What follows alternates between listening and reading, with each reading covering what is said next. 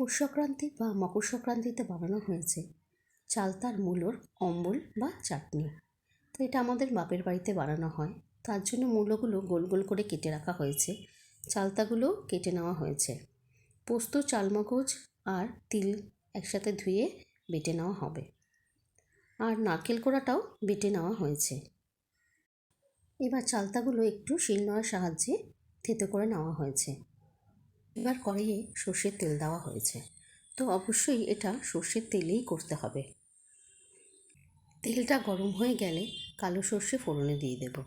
ফোড়নটা একটু নাড়াচাড়া করে থেতো করে রাখা চালতাগুলো দিয়ে দেওয়া হয়েছে।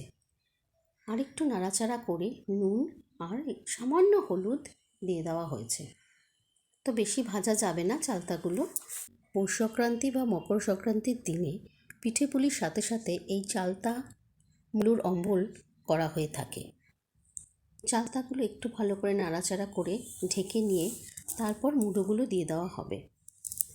আর একটু ভালো করে নাড়াচাড়া করে বেটে রাখা নারকেল, পোস্ত, তিল এই সমস্তগুলো দিয়ে ভালো করে নাড়াচাড়া করে পরিমাণ মতো জল দিয়ে ঢেকে ফোটাতে দিতে হবে। সবার লাস্টে গুড়টা দিয়ে দিতে হবে। এই সব কিছু দেওয়ার ফলে এই গন্ধটা কিন্তু দারুণ বেরোয়। এটা খেতেও কিন্তু দারুণ হয়। আমার দিদা এই রান্নাটা খুব ভালো করেন, দিদার থেকেই শেখা আমাদের।